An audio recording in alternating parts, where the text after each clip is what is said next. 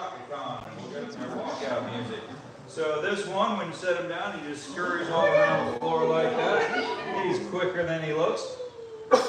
And so his theory of defense is to ball up and say, I don't believe you can get me. And the next animal.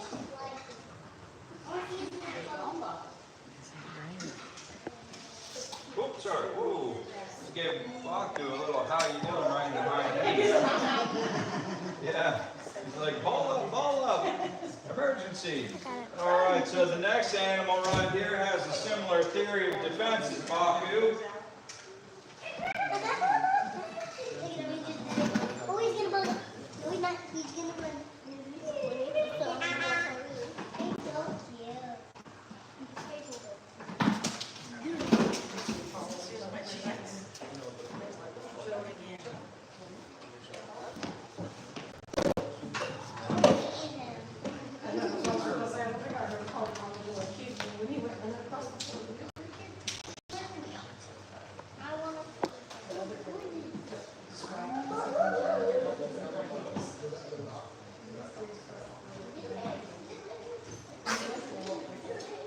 So these guys have a similar theory of defense as Baku, they're just better at it. So where Baku will ball up and say, I don't believe you can get me, these ones will ball up and say, go ahead and try. So these are hedgehogs, and if you feel when they're balled up, they are quite sharp.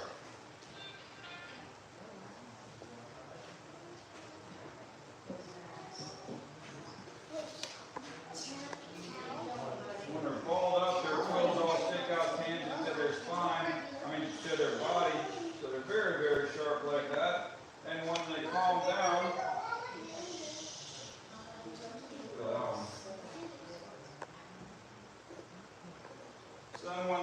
down, their quills lay down, and you can just pet them from the front to the back like that. If you pet them from the back to the front, you'll have a very different experience. I've got plenty of band-aids, but I don't recommend it.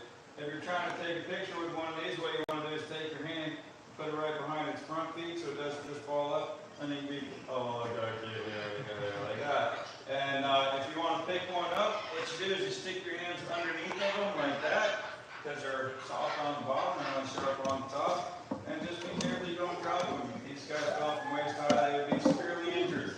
So you guys are welcome to pick those up if you want to. Pick up, bud. Very good. Like that.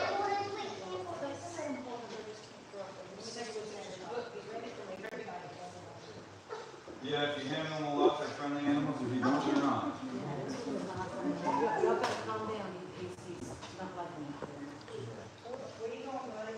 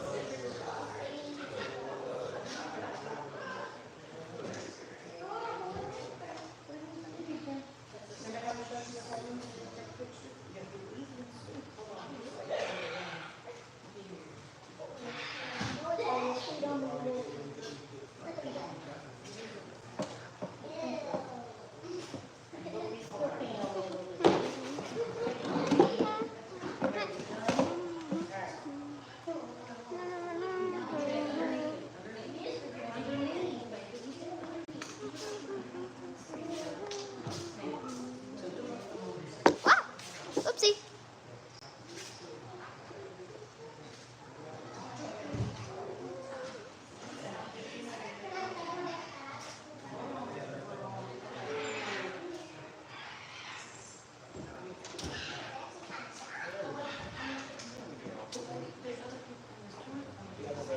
Like, can I touch it? What?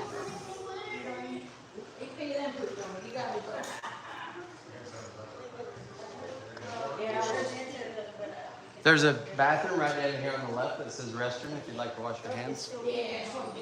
Totally understand.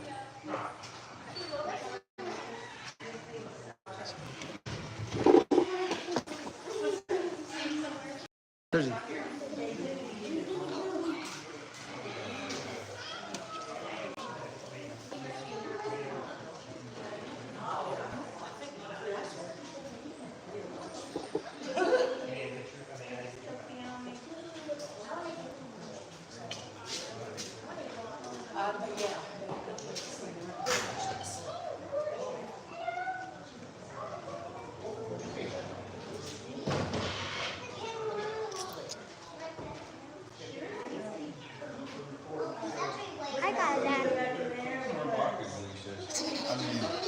Dakota. Apparently, there's some thing about everybody. Pooped and feed, that's a full farm experience, no extra charge. Way softer than the thing. We have a fully albino one, it just had babies, so don't get it out. But a fully albino one is completely white, obviously. And where you think that if albino has pink skin and red eyes, they actually do not. So the pink skin is because you're seeing the red blood cells through their skin, and the red eyes is because their eyes are full of clear viscous liquid, and you're seeing the red blood cells behind their eyes. Just like the turkey, the color drains out of his face because you're seeing the color of the blood, not the color of the skin.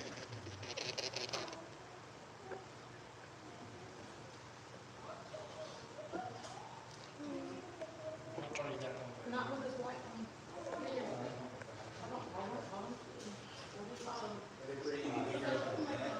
They are. You don't want to keep it in the same room where you sleep because they run on a wheel at night and they can keep you awake.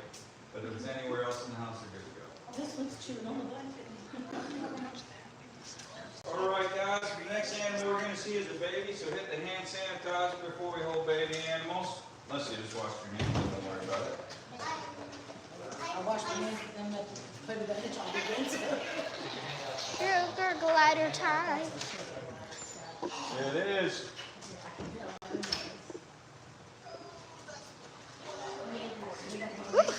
Do what? I've wanted one of those all my life for some, I don't know why. All right, guys, so this is a pair of sugar gliders. So one here is the mama and one is the baby. So you see the way that the baby rides around on the mama like that? So this baby has been out of the pouch for about 2 weeks now. It's still riding with its mama all the time, and it likes to hang out with its mama. It will let us hold it, but mama gets a little amped up about that. So you can't hold the mama and hold the baby. The mama will be like, give me my baby child. So you just scoop like a pancake, you don't grab them. You are going to scoop, don't grab. So scoop is like this. Don't grab it, just scoop it. There you go. Remember, pancakes rarely scoop themselves, and you don't grab a pancake with your hand because you will smush the pancake.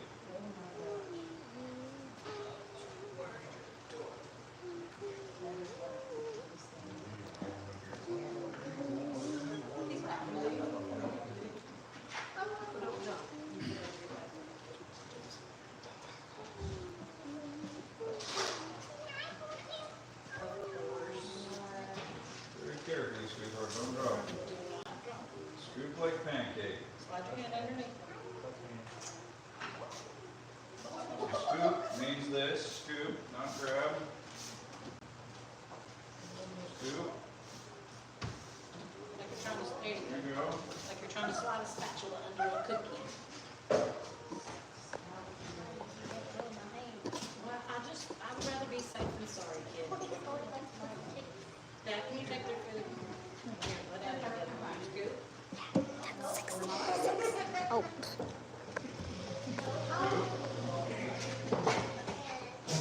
We have a lot of people in one little baby, so we're just going to let everybody have a quick turn and let them go back to the mama before he gets all stressed out about it. I got it. Scoop.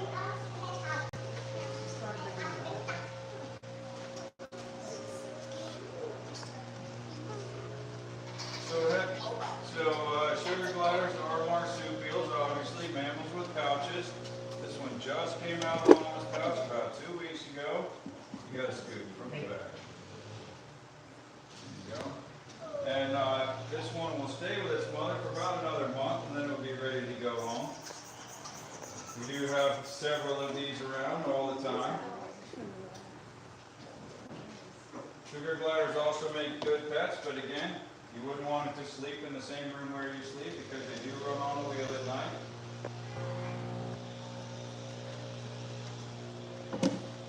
And like many animals, if you give your sugar glider a lot of attention, it will be a cute pet that will love you, and if you don't give it any attention, it'll be a vicious, snarling little beast.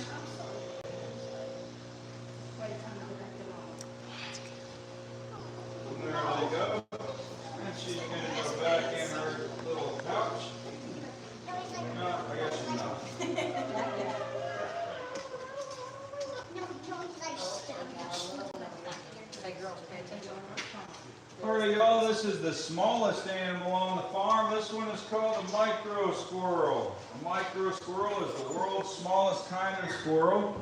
Micro squirrels, this one is 2.5 years old. They only get to be 20 grams. 20 grams is just over 1 ounce. You need 16 of these to make a pound of micro squirrels. This is properly called an African pygmy squirrel or an African pygmy dormouse, which is 1 O in dormouse, because it's the region they're from, not what they are. This is and here's an interesting thing about a micro squirrel. A micro squirrel doesn't fall down. So its fingers are so little that it's holding on to the lines of my skin and you just don't feel it. Interesting thing about squirrels in general, not just micro squirrels, but squirrels generally speaking, squirrels don't die from falling. Where they say that a cat has 9 lives or it can fall and not be hurt, that's completely a myth. If you drop a cat from high enough, it will splat. The squirrel won't. Everything in the world has a terminal velocity. I can tell you from flying jets for the Navy that the terminal velocity of a human is 175, 180 miles an hour. If you come out of an airplane with no parachute, that is the speed you will achieve. But a squirrel has a terminal velocity of approximately 20 miles an hour. It takes a squirrel about 30 feet to reach its terminal velocity. After that, it doesn't particularly matter if it fell from 100 feet or 1,000. It's only going to go as fast as its terminal velocity allows it to go. So there was some fool over in Europe who put this to the test. He jumped out of an airplane holding a squirrel. After he was under a parachute, he cut the squirrel loose and timed to see how long it would take the squirrel to get to the ground. And from 7,000 feet to the ground, the squirrel went 18 miles per hour. And the squirrel was fine. And so it is literally true that a squirrel could fall out of an airplane and hit the ground going slower than you would if you fell off of your bicycle. Wow. That's why squirrels are so taught not grab, scoop. Put your flat hands, like you're trying to take a... Don't grab it, scoop it. Your future as a chef is a ways off. So these guys make excellent pets. The thing that makes them excellent pets, in my opinion, one, they'll bond to an individual person. When they do bond to an individual person, when you buy one, you keep it in a little bonding pouch for maybe 30 minutes a day for 30 days. It'll be bonded to you individually. After that, it just wants to hang out with you all the time. These guys live in a 10-gallon glass aquarium. You clean that aquarium 3 or 4 times per year. These guys eat about $20 worth of food in a year. So they are really low maintenance, low impact pets, and they're cute. These guys live to be 7 or 8 years old. They don't really look like they would, but they live to be 7 or 8 years old. And whoever has held it, you probably notice it feels like it's vibrating, right? That's because its heart rate is crazy high. It always is, and yet they live 7 or 8 years. So it's not like nerves or... Nope, that's the way that they are. That is the nature of a micro squirrel. All right, so guys, that's a micro squirrel. Have you seen coats leash anywhere? We saw one of the pet So when you recently. go to take it off, just pinch They it. also have That was quite intriguing. Yeah.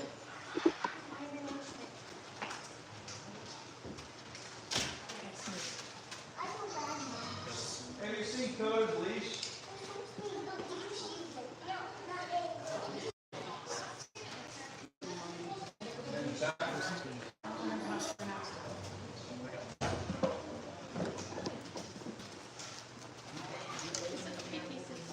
Absolutely.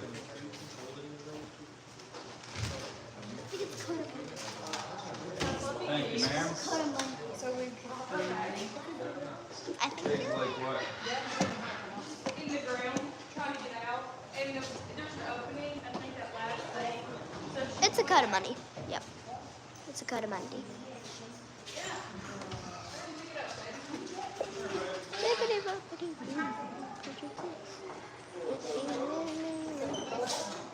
Headbutt.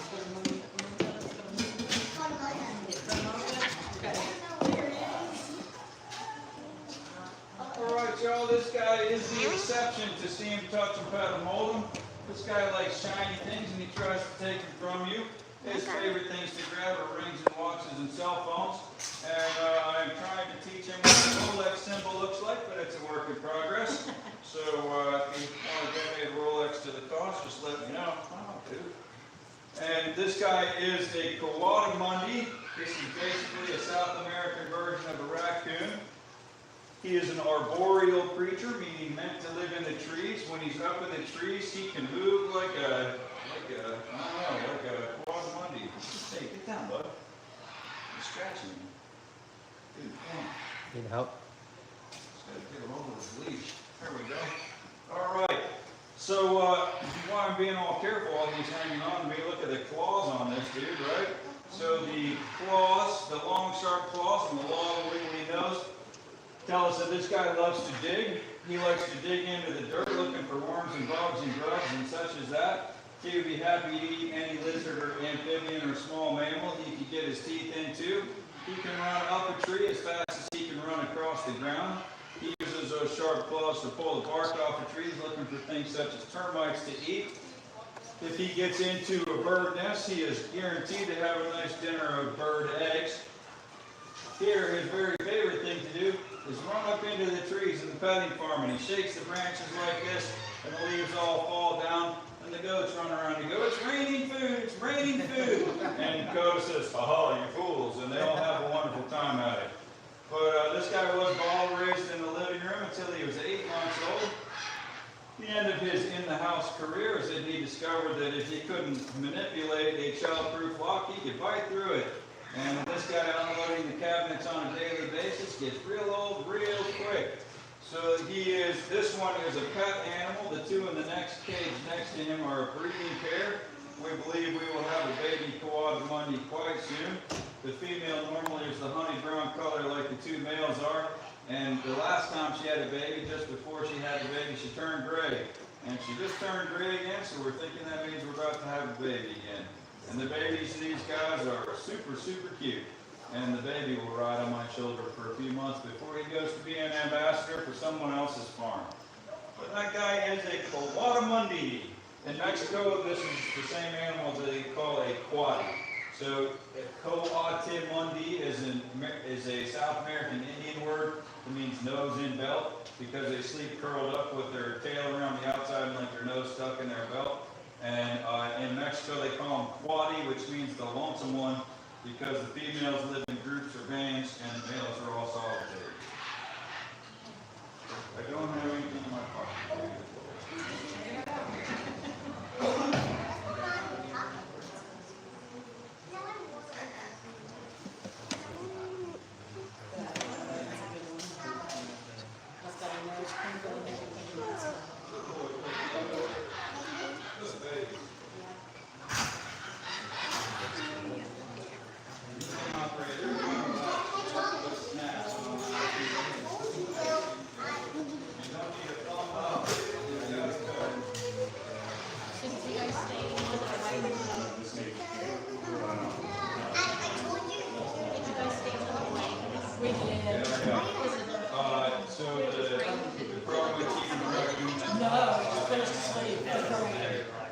So even if you stay late, you can just have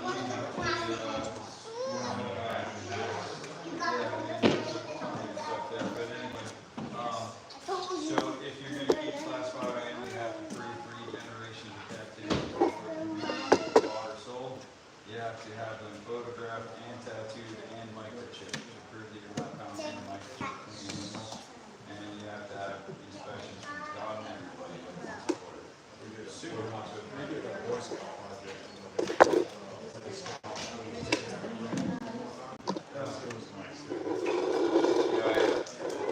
all right, guys, next animal here. This guy is not going to come out and see us, but you're welcome to walk up and see him. This is Prince Ali. Ali is a 3-month-old, February, March, April, May. This is a 4-month-old baby dromedary camel. This guy is white. He is not going to turn a different color when he gets older. He's a white camel, and white he shall remain. The other animal in there with him is an alpaca. The alpaca's name is Elvis. Elvis is his companion animal. If you don't keep a companion animal in there, he whines and hollers and shouts, and it would make it impossible for the people upstairs to sleep. But this is the only white camel I have personally ever seen in person. Pretty rare animal, but this guy is 4 months old, and this is one of the many animals you can sign up to come out and feed bottles to. Most of the animals are eating bottles 3 and 4 times a day, and you can sign up for any bottle feeding and come out and feed bottles to animals. This guy's bottles are 2-liter Coke bottles with a nipple on the end. Ali there is an alpaca, Elvis in there is an alpaca. Elvis is his companion animal. Elvis is not terribly thrilled about the arrangement, but he makes do. When the shearer showed up to shear Elvis, the first thing he said when he looked at him was, "Oh, is he deaf?" And I'm like, "What? That's a strange question to ask." And he said, "Oh, a white alpaca with blue eyes is almost always deaf." I'm like, "Sure enough, he is." How long can they go without water? So a camel in the desert can go 10 days to 2 weeks with not one single drop of water. In that period of time, a camel can lose 30% of its body mass to dehydration. Our big camels outside, the little of the bigs is Abu. He happens to be my favorite animal on the farm. We might as well talk about him in here since it's raining. Abu, loving sort of a dork, and he thinks he's my dog. So it makes him really cute. If I go out in the field and lay down in the field, he will come out and snuggle me up. When I used to have emus and I would walk around to pick up the emu eggs, the emus would chase me and Abu would chase the emus. And if you back up far enough in TikTok or Facebook one, I don't know, where would the video of Abu chasing the emus be, Kevin? TikTok. TikTok, if you back up in TikTok, there's one where Abu is jumping around like a Great Dane puppy that hasn't quite figured its feet out yet. And it is probably the cutest video, in my opinion, that we ever posted, and no one looked at it. But super, super, super cute video of Abu jumping around. But back to the question. So 30% of their body weight they can lose to dehydration. So the big camel out there is 750 pounds. I weigh. So I am the mass of that camel. So for him to lose 30% of his body mass, we're talking about 500 pounds to dehydration. If I lost a similar percent of my body mass, that is 50 pounds to dehydration. If I lost 50 pounds because I had no water for 10 days, there's a special word for what I be, and that word is obviously, that's the one. And if the camel had lost 500 pounds because he had no water at all for 10 days, special word for what he or she is, that's the one. So if the camel is thirsty, oh my goodness, he's thirsty. A camel who has actually lost 30% of his body weight, that would mean his hump up top is loose and floppy, hanging off one side or the other, much like Goose here's humps are, just because he's a baby and they haven't filled up yet. But his hump up top would be loose and floppy, hanging off one side or the other. And if he was he would be skinny and emaciated all over his body if you knew what you were looking at. If he was actually in that condition when he got to the far side of the desert and got to a significant source of water, that camel could drink 50 gallons of water in 3 minutes. So that is chucking down like 17 gallons a minute, or 1 gallon every 4 seconds, something in that time frame. And that begs the question, where does the water go? The camel has him except his stomach, and his stomach only holds 7 to 10 gallons of water. So where does the water go? The way that it works, camels, like people, are born with the approximate number of fat cells that we will ever have, but camels, like people, our fat cells can be very different size at different times in our life. Again, you can trust me on this. So anyway, the camel, as he dehydrates, his fat cells shrink. His blood cells also shrink. So the camel, his blood cells will go from oval shape down to basically flat or slightly sickle cell. He does not suffer like a person with sickle cell trait suffers, because as he dehydrates at 25% dehydrated, his metabolism shuts off. The major problem for people with sickle cell trait is it can't carry enough oxygen and nutrients to nourish his body in a high stress state. The camel won't have a high stress state when he is malnourished. because his metabolism is performing necessary to life and basic movement functions at that point. His fat cells similarly shrink. So we are all normal sized humans. So suppose that this was normal size for a human fat cell, and we had a burning desire to start my 600-pound life. Our fat cells could go from something like this to something like that, dozens or hundreds of times their original volume. Camels are the exact we would call super morbidly obese is what a camel calls normal. What we would call normal is what a camel would call severely dehydrated. As the camel dehydrates and his fat and blood cells shrink, 25% his metabolism shuts off, 30% is still normal and customary. 5% his fat cells begin to lose elasticity. He may or may not recover from 35%. 40% the camel's life is ended. If we became severely dehydrated, we're looking at a long recovery process. If the camel is severely dehydrated, what he needs is a drink. And he needs a 50-gallon drink.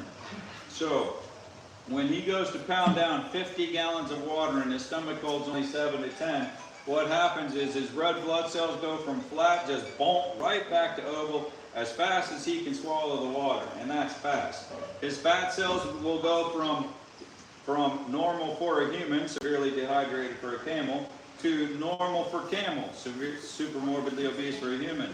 So the difference is that for us to go from this to that is months or years of unlimited access to ridiculous amounts of food. The camel goes from this to that in about 40 seconds on an individual cell basis, 3.5 minutes on a whole body basis. Takes him about 3 minutes to shut down all of the water, and then about another 40 process. So the camel can go from near death to completely ready to turn around and walk all the way back across the desert with just a drink of water. Bible story that this reminds me of, when the servant goes looking for his master, and he says, "O Lord, let it be a sign to me that the woman would offer to water not only me, but the camels as well. Before I had camels, I would say, come on, I've given an animal a drink before. It wasn't any sort of a sign. And now that I have camels, and I can back up a few verses and see that he was walking with 10 loaded with gifts. And so we're taught my small camel could drink 30 gallons, my big camel could drink 50. Now we're talking about some girl who's going to dip up 300 to 500 gallons of water with a bucket. Okay, so maybe I could just believe that if the Bible tells me that something is divine, I can have half an ounce of faith and just believe it's true, whether I understand it or not. And then if you read a few verses further in that story, the servant stands and watches till she completes the task. If I'm the girl, I'm saying, dude, grab a bucket, it's your camel, right? So I guess, yeah, divine. Okay. So, other interesting things about a camel. Hey, come here. Where? He wants to be in my pocket the whole time. Okay. So their nose is slit-shaped. He's got about a gazillion hairs inside of his nose. They go all the way back to the crook of his neck. As the camel exhales in the desert, all those little tiny hairs strip all of the water vapor out of his breath so that he exhales only dry air. As he inhales, all that same water vapor moisturizes the air on the way down to his lungs so that he doesn't suffer so much from the dryness of the desert air. Camel's eyes. He's got 3 eyelids. His first eyelid closes to make his eye watertight. His second eyelid closes against the sand, but he can see through it. His third eyelid closes his eyes. They're all 3 voluntary muscles. He can choose to close 1 or 2 or 3. Camel has big dips behind his eyes. People ask me about that. It's not so much that he has dips behind his eyes, it's that his eyes are standing out from the sides of his head on a bony structure so that he gets a wider field of vision all the way around. Camel's a prey animal, not a predator animal. The camel, if you look at a camel, he's got worn out looking spots on the fronts and backs of his legs. When he lays down, all the places that his skin is going to touch the ground, he's got these thick, leathery, callousy looking patches on his skin. So when his skin touches the ground, it's the pad that touches the ground, not his skin. That's what keeps him from burning his skin on the desert sand. Bottoms of his feet are made out of the same material. That's why camels cannot walk on mud. They're like ducks on ice skates. That's the thing we have to cancel camel rides for, is if there's mud. They can't walk on it. When the camel lays down onto the ground, he's got a sternum plate in between his two front legs. It's about 6 or 8 inches thick, hard like a brick, goes up inside of him, doesn't transmit heat. When he lays down onto the ground, the sternum plate, also called the pedestal, lays on the ground and his body cavity does not. Leaves a 1 to 2 inch gap between his belly and the ground. Now that doesn't sound like a huge deal, right? But put it to this perspective. If this is your stovetop and this is your hand, how much would you rather there be a 1 inch gap and put your hand straight on the burner, right? So this is what keeps him from getting heat stroke when he lays down onto the ground, is he's not going to absorb all that heat straight out of the sand, because that's the difference between convective heat transfer between an air gap and conductive heat transfer solid to solid, which is basically pretty much instant.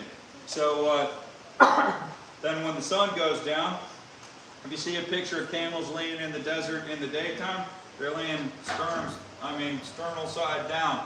See them in the nighttime, they're laid over on their side because they do want to absorb the heat out of the sand in the night, because in the desert it gets below freezing probably half the nights of the year. The camel has huge, large intestines. When he's in water conservation mode, he's squeezing every drip of water out of his poop before he lets it go, and then he's basically a walking Kingsford container. So when he goes poop, his poop is dry enough to light it with a match when it hits the ground. If you want to have a campfire at night, you better hope you brought a bag and picked up all the camel's droppings, because that is the only thing in the desert that will burn. Fortunately, their poop doesn't smell like anything at all. Now their pee is an entirely different matter. That smells like straight ammonia. But even if they have to pee in the desert, it goes out the back, males and females both, and they stand and wag their tail through it, spread it across the back end of their body, and even what they lose in liquid, they gain in evaporative cooling, because they'll spread it all across the backs of themselves, and it works like a swamp cooler for evaporative cooling. So they are pretty amazing desert survivors, but one thing not so many people know is they are just as good in the cold as they are in the heat. So a dromedary, one-hump camel is able to be left outside down to at least 40 below, and that happens to be where Fahrenheit and Celsius cross, so either one. But 40 below Fahrenheit, you can leave a camel outside down to that temperature. The guy who delivered the camels to me here said he raised camels in Oklahoma for 2 decades. They had the hanging plastic strips, so they had free access to the heated barn anytime they want. And if it snowed outside, they were in unison, run outside, lay down on the ground, and get buried under snow drifts. He said they might not get up for 2 or 3 days because it's just camels chilling. He said that it was not at all uncommon to look outside and see camels standing with icicles hanging from their body all the way to the ground, because they just don't care. Now this guy is a Bactrian camel. Bactrian camels are even more cold resistant than dromedary camels are. This guy's name is Deuce. Well, his name is open to discussion. I first said his name should be Doble, but I was outvoted on that. Then I said Deuce, and people were like, oh, like you dropped the deuce? And so I may get outvoted on that.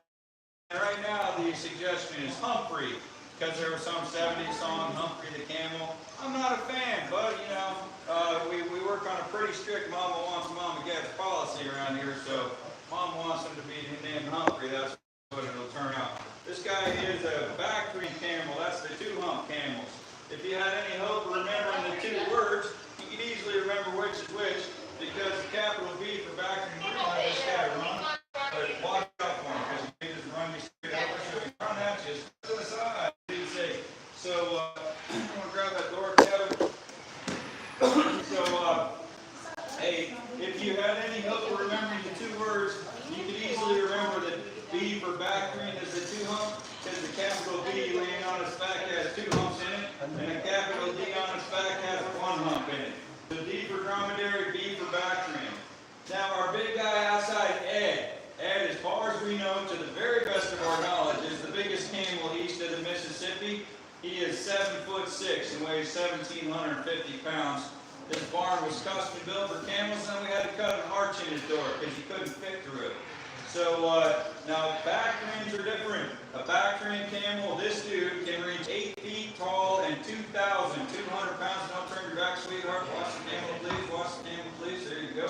So he's a baby, and who knows where he might jump around. So the Bactrian camels, though, tend to be from cold climates. The dromedaries tend to be from warm climates. There are approximately 5 million wild dromedary camels in the world currently today. There are approximately 1,000 wild Bactrian camels alive in the world today. The Bactrian camels, though, are wild all the way up to Siberia. Siberia, it can get 60 and 70 degrees Fahrenheit below zero, and a Bactrian camel is fine living in Siberia. So pretty amazing animals. These guys are also fully heat tolerant, but they are the cold survivors of the world. They're up there on par with polar bears as far as surviving the cold. This guy's birthday was April 2nd, so he is 7 weeks old, and he's just a cool little dude. This is another one that you can sign up to come out and feed a bottle to. That way his hump is flopped over to the side like that. 2 weeks ago, both of his humps were laying completely down flat. This one has started to fill up. This one really hasn't yet. But camel's humps are full entirely of nothing but fat and adipose tissue. Adipose tissue is what gives shape to fat. There is no bone in a camel's hump. If the camel is severely dehydrated, he'd be as flat as a horse across the top. The dromedary one would. Anybody have any questions about a camel I haven't talked about? No? You'd be surprised I could.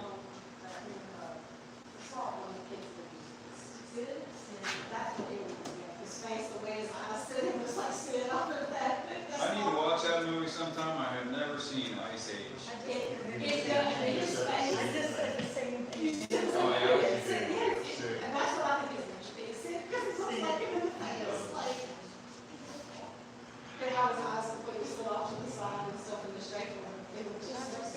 I think the problem with naming Sid is in that movie, I understand Sid is supposed to be profoundly stupid.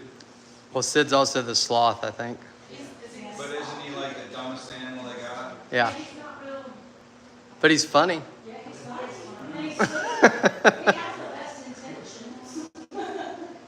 right, Mr. Benoni. I'm glad.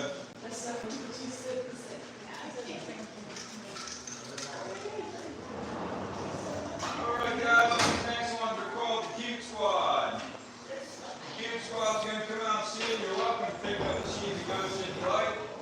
So this first one is Llama Del Rey. The second, the tall gray one there is Tyler, because that dude looks like a lady. The shorter gray one is Fox, because he's the fox in socks. This one is Liza Minnelli. You gotta be my age to catch that reference, but that's Liza Minnelli. The sheep there is Dodge, because he's a ram. The two gray ones are Salt, and Peppa's here. The tiny one there is Teeny, because we're just creative like that. And the blonde one is Blondie, because she's got a heart of glass. This one looks like she has a bracelet on her feet.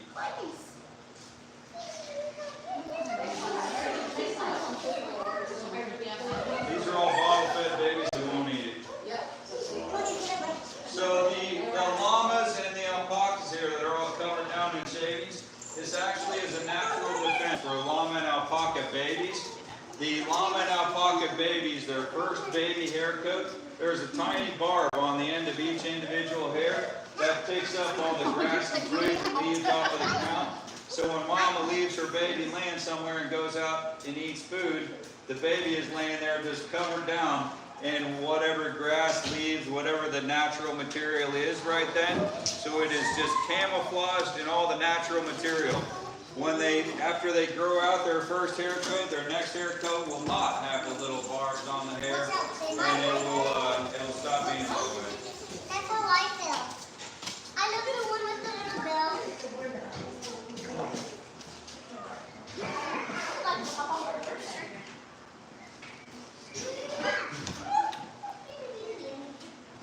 Hey, Salt. Come on, baby. I love the shoe. These ones also get 3 bottles a day.